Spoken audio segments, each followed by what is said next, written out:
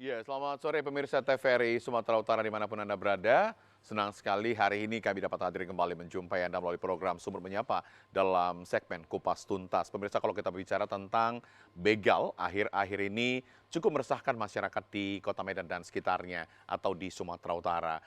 Karena kalau kita lihat bagaimana aksi begal ini tidak segan-segan kemudian melukai korbannya. Dan hal ini juga memang yang menjadi kekhawatiran seluruh masyarakat sehingga membuat bisa dikatakan banyak orang juga khawatir untuk bepergian keluar rumah khususnya pada malam hari. Dan untuk itu bagaimana upaya semua pihak ya untuk kemudian bisa ikut memerangi yang namanya begal dan kemudian memberantas yang namanya begal tidak terlepas dari dunia pendidikan. Dan hari ini pada segmen Kupas Tuntas di Sumber Menyapa kali ini kita juga telah mengundang, ini bagian dari pendidikan Sumatera Utara, untuk kemudian mengetahui bagaimana peran dunia pendidikan untuk kemudian ikut juga memerangi yang namanya begal. Untuk itu pemirsa, kami akan angkat topiknya pada Sumber Menyapa dalam segmen Kupas Tuntas kali ini adalah peran dunia pendidikan dalam memerangi begal di Kota Medan dan Sumatera Utara. Untuk itu langsung saja saya akan perkenalkan narasumber yang telah kita hadirkan ke Studio 2 TVRI Sumatera Utara pada sore hari ini. Yang pertama sudah hadir bersama kita Bapak M. Basir Hasibuan selaku Kabid Dinas Pendidikan Provinsi Sumatera Utara. Selamat sore.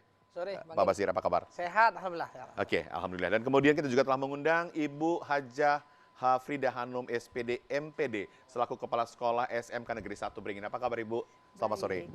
Dan satu lagi yang kita telah mengundang juga ini dari Wakil Dekan 3 Bidang Kemanusiaan Unimed, Bapak Profesor Dr. Aaron L. Damanik MSI. Selamat sore Prof, apa kabar? Selamat sore juga Bapak, sehat, kabar baik. Alhamdulillah. Baik, kemudian kita juga telah mengundang atau menyediakan fasilitas untuk Anda pemirsa nanti untuk bisa memberikan saran dan masukan terkait dengan topik yang kita angkat hari ini. Dan nanti nomor telepon yang bisa dapat Anda hubungi kami akan tayangkan di layar kaca Anda untuk kemudian Anda bisa bertanya seputar topik yang kita angkat hari ini. Sekali lagi saya ulangi, topik yang kita angkat adalah peran dunia pendidikan dalam memerangi begal. Dan untuk itu saya ke Pak Basir dulu. Pak Basir, kalau kita bicara tentang program Dinas Pendidikan agar seluruh siswa-siswi ini memang hanya terus bagaimana mendapatkan kualitas yang baik begitu. Apakah kemudian ini juga sudah diketahui oleh Dinas Pendidikan, aksi-aksi begal begini? Karena pada umumnya kan memang para pelakunya itu syarat dengan anak muda atau remaja begitu. Iya. Ya, makasih Bang Kerim. Memang terakhir ini Kota Medan khususnya sangat bukan kita menakut-nakuti tapi memang sangat mengkhawatirkan. Hampir sekali 2 hari itu kita mendapatkan berita yang berkaitan dengan itu.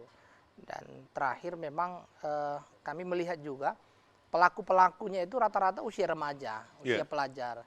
Dan ini menjadi PR berat juga bagi dunia pendidikan, karena pendidikan itu kan, tridimensi pendidikan itu kan tidak terlepas dari orang tua, kemudian masyarakat dan lingkungan sekolah. Jadi lingkungan sekolah ini kita hanya sekitar 8 jam, tetapi penting juga memang justifikasi itu janganlah hanya keseluruhan kesalahan anak yang di luar dari satuan pendidikan itu menjadi kesalahan dunia pendidikan juga. Begitu ya. Makanya tridimensi pendidikan itu ya nggak bisa terlepas dari tanggung jawab bersama antara orang tua, masyarakat dan lingkungan pendidikan kita. Karena itu memang tugas kita memang bagaimana mengembangkan peserta didik ini yang memiliki akhlak yang baik. Yang pertama memang memiliki siswa yang beriman dan bertakwa. Pastinya itu tujuan yang pertama. Yang kedua memiliki akhlak yang baik. Di 3 bulan atau 2 bulan terakhir Bapak Asren Nasution, Kadis Pendidikan, sudah membuat aturan kami di lingkungan Dinas Pendidikan itu 50 meter radius sekolah itu semua menjadi tanggung jawab kepala sekolah, Kepling, kemudian masyarakat sekitar untuk dikomunikasikan kepala sekolah. Jadi biar tidak terhindar dari kegiatan-kegiatan yang sifatnya anarkis. Nah, kalau di lingkungan sekolah itu selalu dilakukan rutin itu razia tas, razia sajam atau yang ada di dalam sepeda motor dan yang lain-lainnya. Hal ini harus dilakukan karena melihat meningkatnya tingkat kriminalitas di tingkat remaja itu. Kita khawatir itu terimbas dari sekolah atau dari sekolah terimbas baru keluar. Jadi upaya-upaya ini langsung dipimpin Pak Kadis kemarin. Bahkan ketika pengumuman kelulusan kemarin, kita tidak membenarkan anak sekolah itu datang ke sekolah, tapi wajib orang tuanya yang ngambil atau waktu pengumuman itu yang datang ke sekolah. Itu menghindari ada nanti pulang dari pengumuman coret-coretan dan yang berkaitan dengan yang lainnya. Jadi menghindari. Lebih bagus kita preventif pencegahan ketimbang sudah terjadi baru kita berpikir bersama.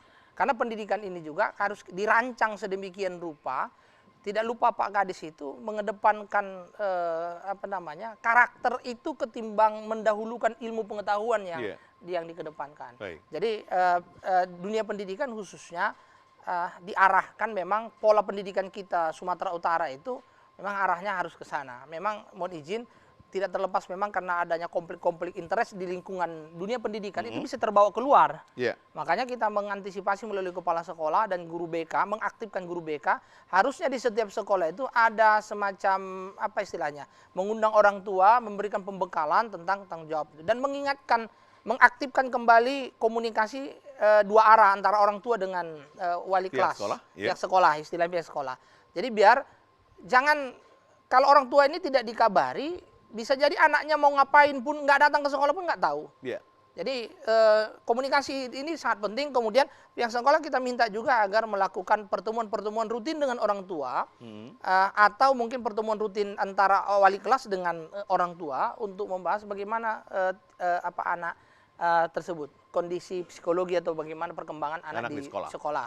Jadi ini sangat penting. Saya pikir ketika proses belajar mengajar kita lakukan sebagus mungkin, gurunya menjadi guru yang sangat menyenangkan, susah dia untuk meninggalkan sekolah. Bisa jadi dia lama-lama sampai sore baru pulang dari sekolah ya. Karena nyaman begitu ya Pak Kabit ya. Makanya kita sekarang bekerja sama dengan Dinas PPA, Dinas Pemberdayaan Perempuan dan Anak, sudah menetapkan sekolah ramah anak. Jadi ada standar-standar di sekolah ramah anak itu, bagaimana sekolah yang menyenangkan, fasilitas sekolah sudah diperbanyak. Kenapa diperbanyak? Biar anak-anak ini lebih bagus dia mungkin menghabiskan hari-harinya dengan aktivitas di sekolah. Kalau sanggar tari, olahraga difasilitasi semuanya. Sehingga dia tersalurkan bakat dari peserta didik kita ini, ketimbang dia pulang sekolah pulang. Tapi belum tentu pulang ke rumah, karena orang tuanya juga nggak ada di rumah. Ini yang kita hindari. Dan koordinasi kita dengan Satpol PP, dengan Polsek setempat itu sudah cukup komunikatif sih sekarang. Hanya saja mungkin peran penegakan hukum di luar, kemudian bagaimana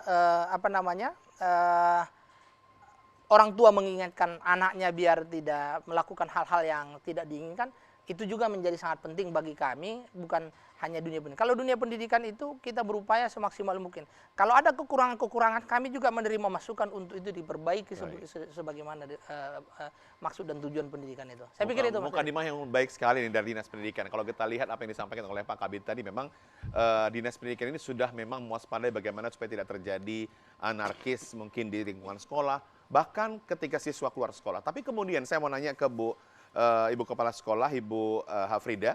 Bu, bagaimana kemudian memastikan peserta didik yang ada di SMK Negeri Beringin ini tidak ikut bagian dalam begal itu sendiri? Apa yang dilakukan oleh pihak sekolah selama ini?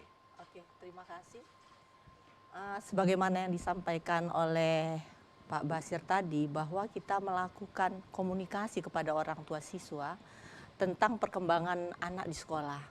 Dalam hal ini juga sekolah melakukan kerjasama dengan TNI Polri secara rutin berkala untuk mengisi sebagai pembina upacara di sekolah, sehingga dia memberikan arahan-arahan hukum.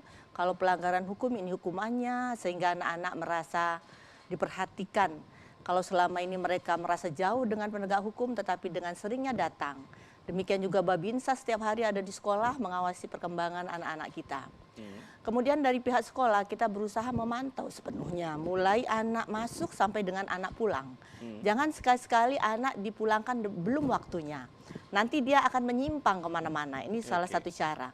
Jadi mereka harus pulang tepat waktu, gurunya rapat pun mereka tetap kami jaga dan diberikan tugas-tugas sehingga tetap berada di sekolah. Tidak ada cerita cepat pulang. Kemudian anak-anak kita ini kan memang butuh perhatian, ya, baik orang tua maupun guru, memang ekstra. Di pihak sekolah sendiri kita sangat ekstra memberikan perhatian kepada anak-anak. Bagaimana caranya, kehadirannya harus kita perhatikan, absennya, pulangnya harus kita perhatikan. Kemudian anak-anak kita anjurkan tadi seperti yang dikatakan Pak Basir juga, dia aktif dengan kegiatan-kegiatan di sekolah. Kadang-kadang pulang sekolah mereka memilih ekstrakurikuler mana yang harus mereka ikuti. Sehingga anak-anak kami itu pulang sampai senja-senja hari. Kadang saya pun keliling itu kalau belum disuruh pulang, belum pulang, dia asik. Apalagi lingkungan kita cukup nyaman untuk menampung anak. Begitu ya, ramah anak, fasilitasnya lengkap ya, gitu ya. Fasilitasnya sudah cukup lengkap untuk anak-anak berada di sana.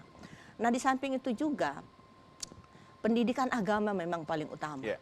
Orang tua, guru, kepala sekolah harus memberikan contoh. Setidaknya ketika berada di sekolah, anak-anak kita ajak sholat bareng. Sholat berjamaah di zuhur misalnya kalau dia beragama Islam. Kalau dia beragama yang lain tentu sesuai dengan kepercayaannya. Supaya melaksanakan ibadah. Dengan demikian mereka tetap terbimbing dalam hal ini. Kemudian orang tua, kebanyakan yang kami perhatikan anak-anak sekarang ini memang kurang perhatian karena broken home. Orang tuanya kadang-kadang hanya sibuk di luar, kadang banyak yang cerai. Jadi di sini peranan guru melakukan pendekatan. Guru BK-nya harus bisa berperan sebagai orang tua supaya anak tetap merasa diperhatikan. Kadangkala kita panggil orang tua pun orang tua mengatakan dia sibuk, dia jarang bisa hadir di sekolah. Padahal itu tidak boleh terputus karena komunikasi. Anak-anak kan di sekolah itu hanya 8 jam paling udah maksimal sekali. Kalau dia ikut kegiatan ekstrakurikuler mungkin tambah 3 jam lagi. Selebihnya di rumah. Jadi orang tua juga jangan melepaskan anak untuk keluar di luar jam-jam sekolah. Apalagi malam hari. Ketika anak kita mau keluar rumah kita tanya mau kemana. Apalagi sempat membawa senjata tajam. Jadi kita jangan, memang harus ekstra perhatian orang tua itu. Sehingga kadang-kadang pihak sekolah sudah berusaha semaksimal mungkin, tetapi di rumah lengah, sehingga hal itu bisa juga terjadi. Jadi ini sesuatu yang tidak bisa dilepaskan antara peran orang tua, guru, ya di sekolah. Baik, ini peran orang tua dan guru ini sangat penting sekali untuk kemudian menjadikan anak ini memang terus berada pada koridor yang benar, begitu ya Ibu Kepala Sekolah. Saya ke Prof Eron, kalau kita bicara tentang dunia pendidikan untuk perguruan tinggi, apakah kemudian masih ada kemudian faktor kemungkinannya mahasiswa itu terjun ke sana? Karena kan mereka bukan dikatakan remaja lagi, bahkan sedikit di atas remaja begitu ya.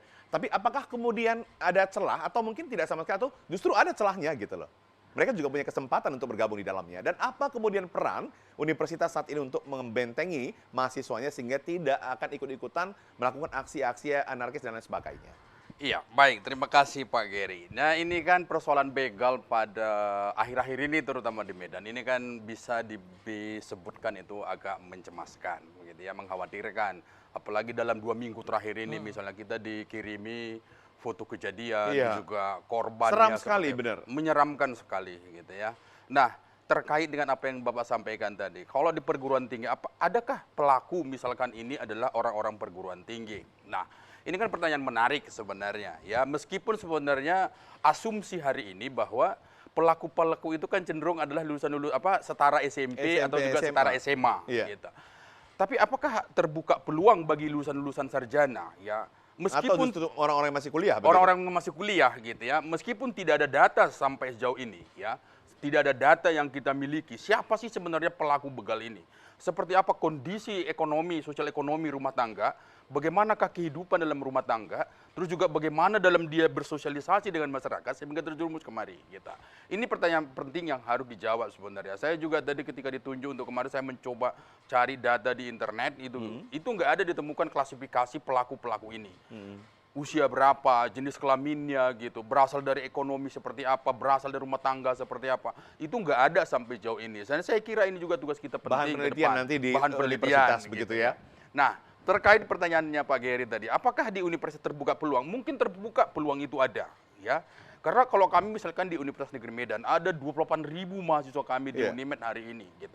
Apakah mereka itu sedang baik-baik saja sekarang?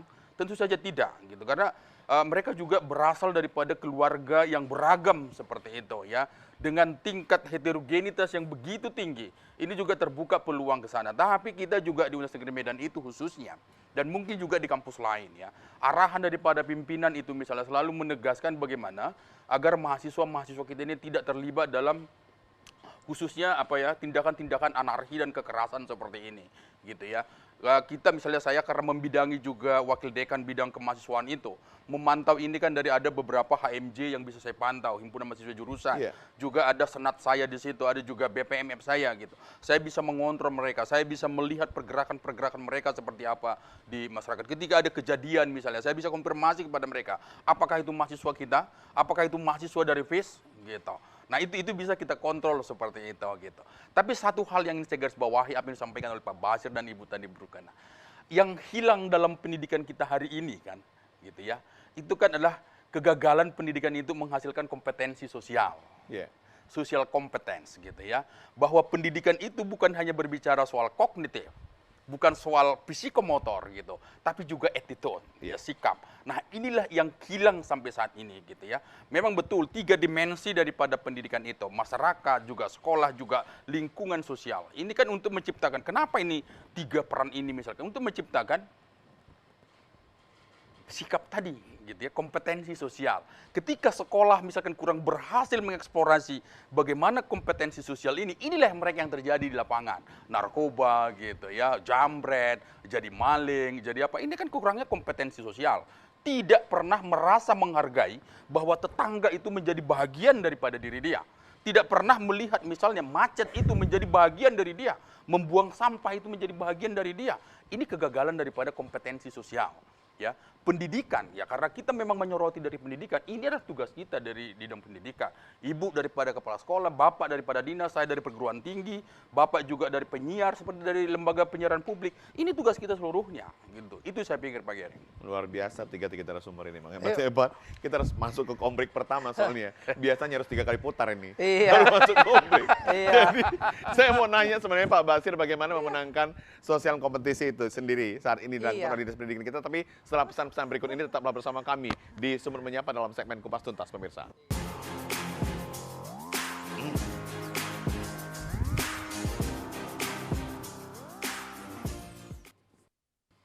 Ya, terima kasih pemirsa yang masih menyaksikan Sumber Menyapa dalam segmen Kupas Tuntas dengan topik yang kita angkat adalah peran dunia pendidikan dalam memerangi begal, dan narasumber yang telah kita hadirkan di Studio 2, Bapak M. Basir Hasibuan selaku Kabid Dinas Pendidikan Provinsi Sumatera Utara, ada Ibu Hajah Haprida Hanum SPD MPD selaku Kepsek SMKN 1 Beringin, dan juga Profesor Dr. Aaron L. Damanik MSI selaku Wakil Dekan 3 Bidang Kemanusiaan Universitas Negeri Kemahasiswaan Universitas Negeri Medan.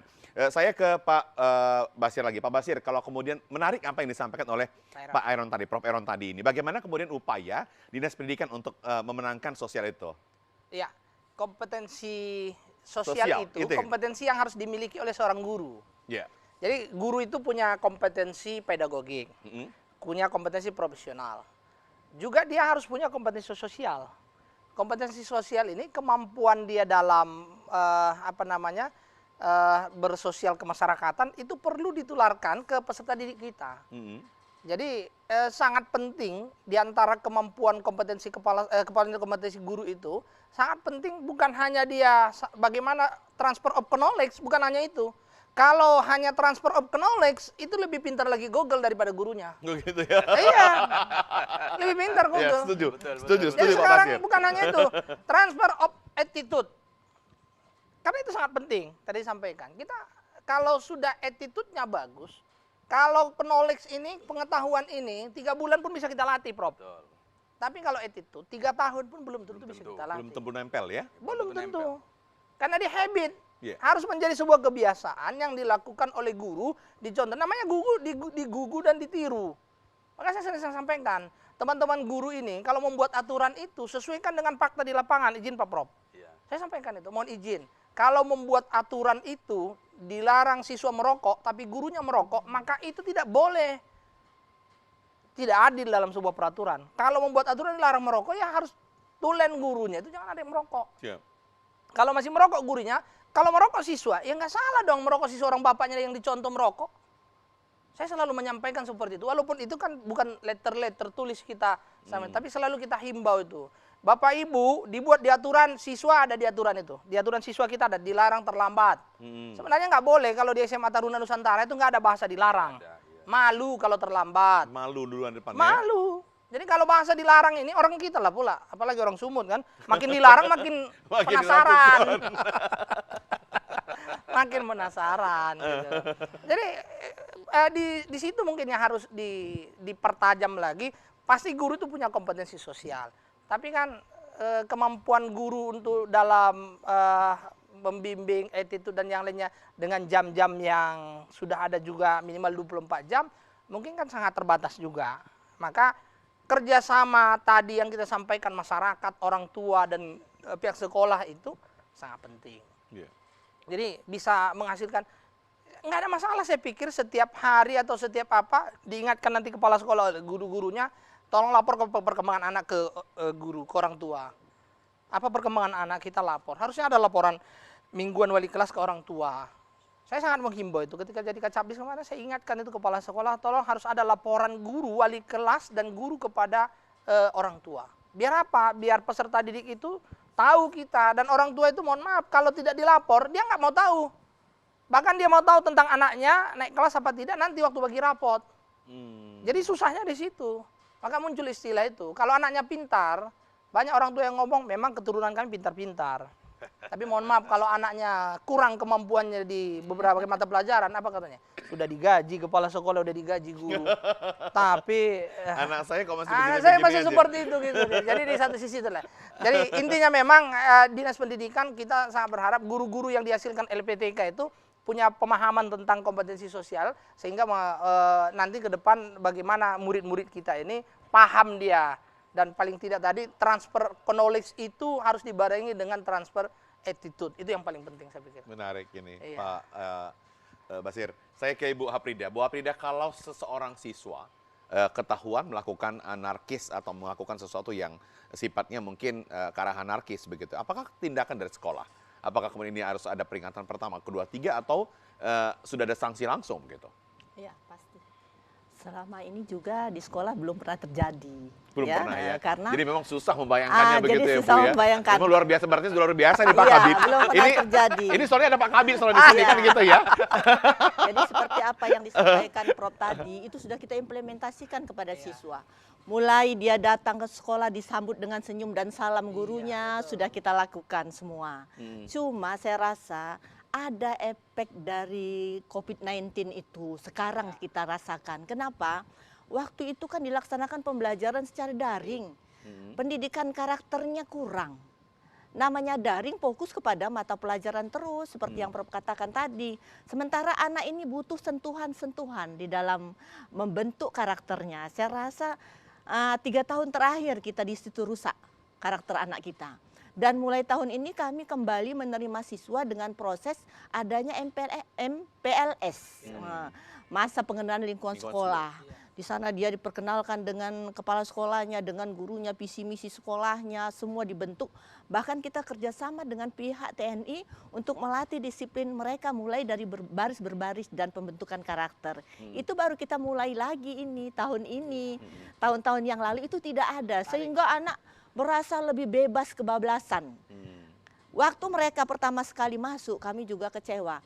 Ketika anak kita panggil, biasanya dia lari datang. Iya Bu, ini dia lari meninggalkan kita. Itulah tanda terbunuh karakternya. Nak, sini sayang. Dia lari tinggalkan kita. Terus ada lagi anak yang bilang, dia nggak pernah, sentuhan sayang itu di rumahnya nggak pernah terjadi. Jadi kita panggil, kemari sayang. Ibu ini kok sayang-sayang gitu. Jadi karena dia di rumahnya nggak pernah kata-kata itu, ya. Sementara sistem pendidikan sekarang ini kan bukan dengan kekerasan kita. Mendidik anak sedikit pun tidak dengan kekerasan, dengan kasih sayang. Kepada guru-guru juga saya terapkan seperti itu. Jangan marah, jangan berlebihan. Boleh marah, tapi batas itu saja. Besok jangan marah lagi sama dia, karena besok dia sudah melakukan yang terbaik lagi. Jadi harus ada tali ulur. Saya rasa menurut pengamatan saya ada efek dari COVID-19 itu sendiri. Ada efek dari COVID-19. Baik. Meski ada efek COVID-19, meski ada efek dari COVID-19 itu. Tapi sentuhan seperti apa yang paling tepat ini Prof dilakukan kepada siswa dan juga mahasiswa supaya mereka memang punya nilai kompetensi sosial di sana gitu. Sehingga apa? Berjuang dan memiliki karakter itu hampir seimbang dia begitu. Apa yang harus dilakukan? Sentuhan-sentuhan seperti apa yang dilakukan oleh pihak guru dan orang tua ini? Ini yang paling penting ini. Supaya ini juga merupakan bagian tips nanti dari profesor gitu ya. Supaya bisa jadi oleh-oleh buat bapak-bapak ibu ini semuanya. Oh iya benar-benar. Ya, yang pertama saya kira begini. Ya ke depan ya pendidikan kita ini kan konten-konten pembelajaran itu juga itu kan harus mengambil fakta. Kompetensi sosial itu kan dibangun daripada konten-konten yang sesuai dengan realitas sosial. Kalau hari ini kita memang ramai pada situasi yang katakanlah banyak penyimpangan dari masyarakat, maka konten-konten itu harus dihadirkan di dalam ruang-ruang kelas gitu. Dan itu harus sedini mungkin dan sebisa mungkin itu kepada mahasiswa, kepada siswa itu harus diterangkan bahwa ini menyimpang. Kalau ini terjadi maka seperti ini efeknya gitu. Nah dalam model-model perkuliahan ataupun persekolahan di luar sana, artinya kan realitas yang terjadi dalam masyarakat itu tidak lagi diajarkan dalam kelas. Tapi justru siswa itu kan dibawa ke lokasi, gitu ya. Mereka Merdeka diperlihatkan kepada situasi di mana kejadian-kejadian itu berada. Tentulah dengan screening betul, jangan sampai juga melukai mereka. Sehingga mereka itu akan melihat dan menyaksikan langsung efek daripada kelakuan-kelakuan itu. Nah, ini kan berbeda dengan katakanlah ketika kita hanya melihat tontonan-tontonan, siaran-siaran, misalnya apalagi berita-berita yang disiarkan daripada WhatsApp atau apalah media sosial yang lainnya. Apalagi misalnya kemampuan kita membaca juga sangat rendah, gitu ya, sangat rendah. Dan ini juga jadi masalah, gitu. Nah, jadi di samping konten-konten itu juga hadir di dalam masyarakat, yang perlu juga itulah bagaimana hubungan atau relasi antara guru dengan siswa tadi, gitu. Ini juga sangat mempengaruhi. Ketika guru dan siswa itu terbentuk jarak, ada jarak sosial walaupun di sekolah. Nah, itu guru akan jalan kemana, siswa akan jalan kemana, gitu. Nah, mungkin seperti yang disampaikan oleh Ibu tadi, ya 3 tahun pandemi ini juga mempengaruhi. Kami juga merasakan itu ketika melihat mahasiswa kami di kampus. Inilah generasi daripada COVID-19. Tapi kan kita nggak boleh berdiam di situ, kan? Bagaimanapun kita orang-orang yang pendidikan ini memiliki tanggung jawab untuk membentuk karakternya mereka, gitu ya. Apapun persoalannya, gitu. Mau COVID-19, mau entah apapun varian-varian baru, entah pun nanti kita memiliki kebijakan seperti apa dalam pendidikan, itu kan tanggung jawab kita. Nah, begitu misalkan usia-usia remaja, usia SMA itu menjadi pelaku-pelaku begal, toh itu kan yang menjadi sorotan siapa? Pendidikan juga. Di samping misalnya aparat yang berkenan dengan itu, gitu. Yang paling banyak disorot kan kita. Gitu, orang-orang pendidikan, gitu. Lantas apakah muka kita ini kita tutupi dengan apa sehingga kita itu merasa nyaman? Enggak juga, gitu ya. Artinya yang harus kita lakukan ke depan. Nah, lagi-lagi memang saya tidak bisa kurang bisa memberikan treatment apapun, misalnya treatment yang lebih matang katakanlah seperti itu, karena nah sampai saat ini misalnya nggak ada data-data misalnya yang saya sebutkan tadi. Siapa ini pelaku, lulusannya dari mana, sekolahnya dari mana, berasal dari keluarga yang berat. Temannya seperti apa, gitu. Kenapa mereka melakukan itu, gitu. Tapi Dasarnya? saya berasumsi banyak dari baca media, baca-bacaan saya, selalu disebutkan ini kan keadaan ekonomi. Keadaan ekonomi yang memaksa, gitu. Nah, kalau misalkan keadaan ekonomi memaksa, apakah juga lantas kita biarkan mereka seperti itu? Enggak juga. Gitu ya. Apa fungsi daripada penegak hukum untuk ini? Apa fungsi kita dari pendidikan yang memanusiakan itu? Gitu. Mengangkat mereka dari era ketidakmampuan menjadi mampu, gitu ya.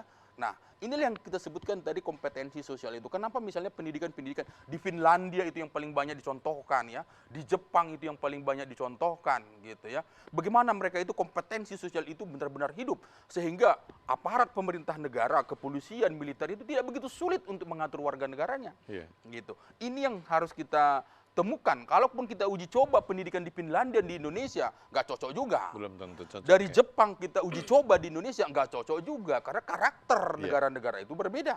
Karakter masyarakat kita berbeda. Belum lagi kita berbicara Human Development Index, gitu ya. Tingkat literasinya juga berbeda. Maka kita harus berjuang, bekerja keras, menemukan model yang paling sesuai dengan Indonesia untuk menciptakan kompetensi sosial yang saya katakan tadi. Gitu, mudah-mudahan ini menjadi tugas kita bersama begitu ya, Prof, ya. Tugas kita bersama. Dan kalau kita lihat selama ini, Pak Bashir, sekarang kan tidak terlepas dari sekolah, kemudian kampus juga sudah menerapkan yang namanya Merdeka Belajar, atau kalau di kampus Merdeka begitu ya. Nah, apakah ini kemudian Pak Bashir melihat ini akan membawa siswa ke arah yang lebih positif?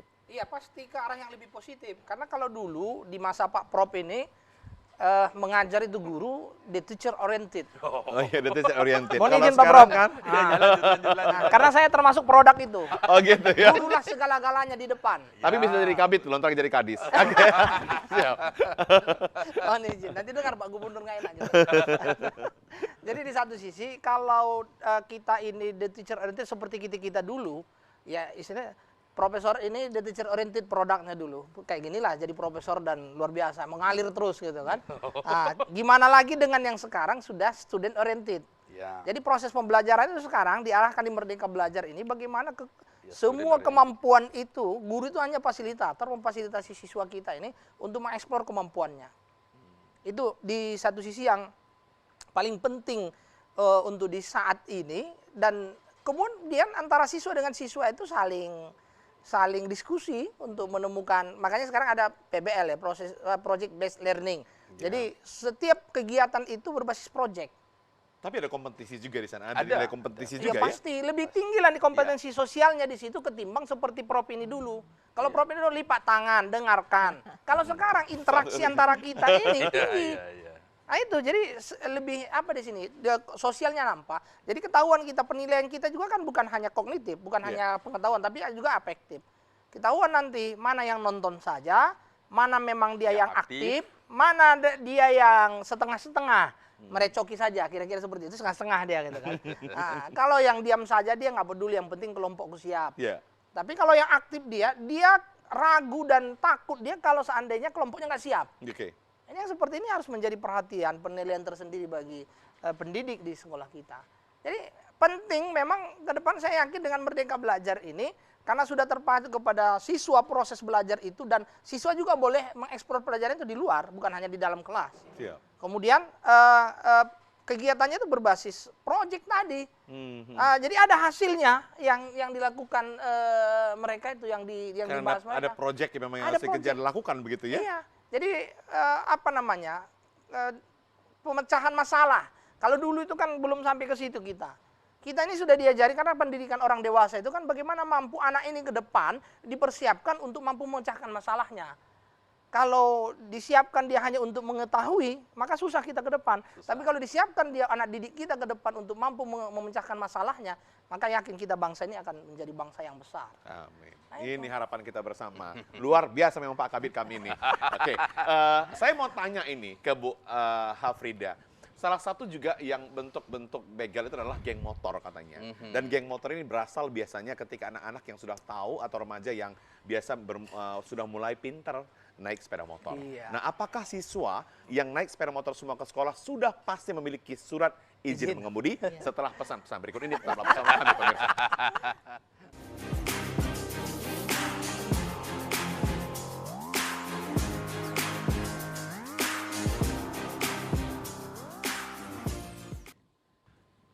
Ya, terima kasih pemirsa masih bersama kami di segmen Kupas Tuntas dalam Sobat Menyapa.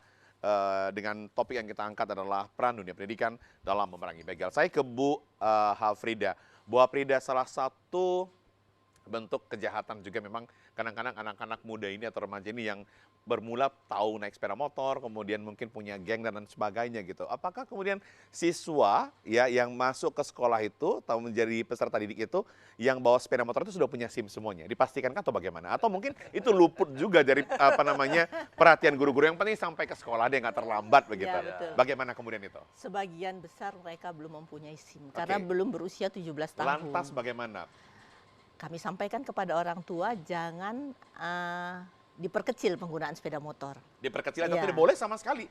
Karena itu kan mengajari mereka untuk misal artinya untuk mencoba-coba untuk melakukan hal-hal yang tidak benar tapi dibenarkan begitu. Anak-anak menggunakan sepeda motor, kebetulan jarak rumahnya itu jauh dari sekolah dan tidak ada kendaraan umum. Jadi terpaksa mereka menggunakan sepeda motor. Itu pun disampaikan kepada orang tua, alangkah baiknya diantar dan dijemput. Jadi kita kurangi memang. Tapi begitu jumlah siswa ribuan, walaupun kita kurangi tetap kelihatan banyak juga pengguna. Tetap kelihatan banyak tempat parkir itu ya Bu Kepala Sekolah ya. Iya. Oke Bu, tapi kemudian bagaimana memastikan supaya siswa ini memang tetap berjalan melakukan hal-hal yang benar begitu? Cukupkah guru BK itu saja yang memastikan itu?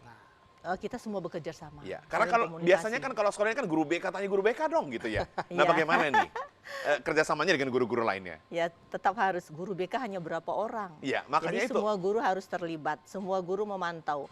Bahkan kami lakukan seperti patroli terlebih dahulu.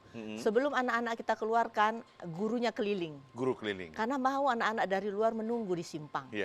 Kalau ada tanda-tanda kita langsung ke polsek terdekat. Diamankan dulu, baru anak-anak kita dikeluarkan. Kemudian kadang-kadang mutar-mutar mereka di sekitar sekolah, mancing-mancing gitu, gerong-gerong sepeda motor. Anak kita masih di dalam.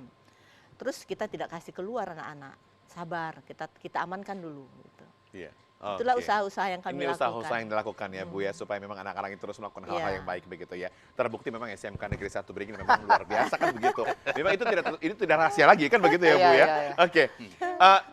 sama seperti yang disampaikan oleh Bu Hafrida tadi ini, Prof ya. Yep.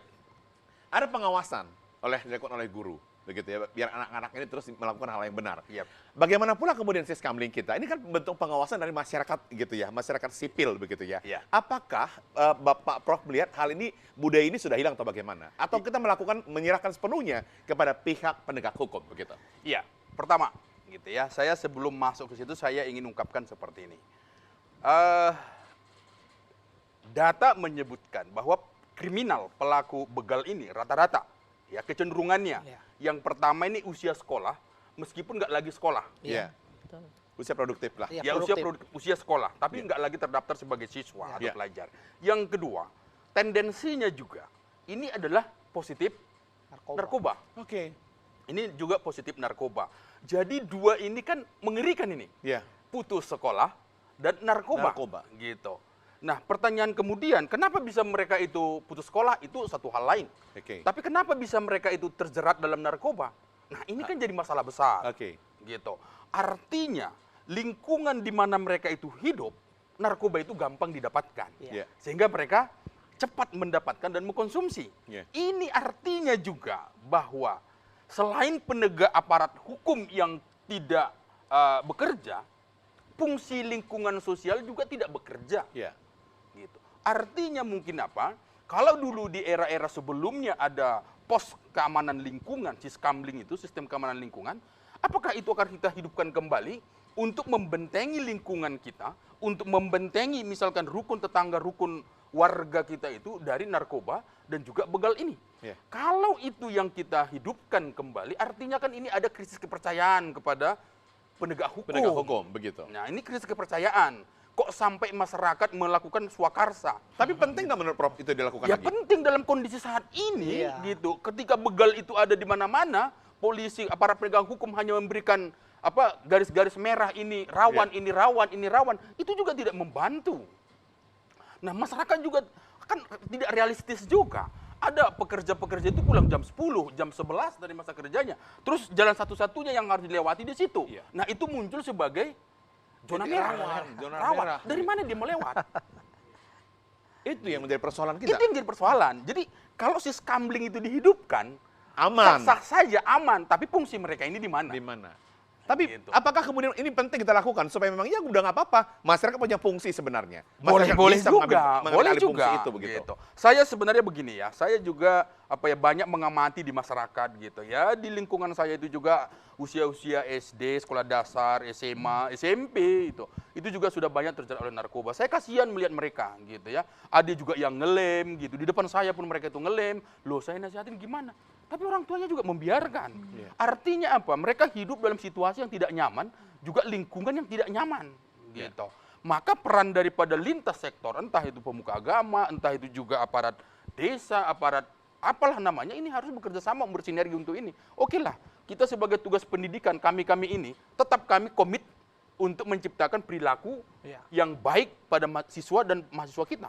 Baik. Tapi bagaimana peran daripada aparat masyarakat, aparat penegak hukum? Karena kami juga tidak bisa berdiri sendiri untuk menciptakan sikap yang baik tadi. Baik. Gitu. Oke. Menarik ini ya, ini semakin hangat nih. Formula apa yang akan nanti dikemas oleh Dinas Pendidikan Provinsi Sumatera Utara supaya ini narkoba ini tidak bisa merasuki dunia pendidikan kita. Meskipun memang gampang caranya masuk, tapi hal-hal apa saja yang dipikirkan? Formula apa yang dibuat supaya ini ampuh? Begitu, Pak Basir. Yang pertama saya untung Bang Keri menyampaikan ini. Karena kami baru menyelesaikan kurikulum integrasi kurikulum mengenai narkoba ke dalam mata pelajaran. Iya. Bagus. Ada integrasi kurikulum dengan pemberantasan korupsi. Jadi nilai-nilai ini semua harus diintegrasikan dengan beberapa pelajaran. Iya. Karena pemahaman tentang narkoba ini di kalangan pelajar Minim. dan semakin sering yang dikembangkan itu yang kejadiannya bukan efeknya. Iya. Padahal kan akibat dari pengguna narkoba, dan mohon izin ya, lapas kita paling banyak kan dihuni oleh pengguna narkoba. Iya. Artinya harusnya dari segi kejahatan kan nilai outputnya kita lihat kan lapas. Oke. Harusnya itu yang ditangani oleh Pihak terkait? Iya, pihak terkait. Nah, kalau dalam dunia pendidikan pastinya kita memang nggak punya anggaran untuk untuk sampai rehabilitasi. ya untuk ngetes apakah ini positif atau negatif. Saya lihat beberapa universitas sudah melakukan itu, bahkan di universitas swasta di Kota Medan ini, kalau dia nggak lulus narkoba, dia nggak boleh masuk walaupun dia sudah lulus ujian. Artinya ini sangat penting sebenarnya, kalau ada anggaran kita ini menjadi penting biar dilokalisasi orang-orang yang terpapar ini menjadi bisa dibimbing atau diarahkan ke dalam panti rehab atau daripada dia mencemari Ternyata orang lain begitu ya. Ternyata memang seperti virus, mohon maaf saya. Virus itu kalau sudah datang ke satu tempat, bukan orang yang normal mencemari virus, tapi virus yang mencemari orang yang normal.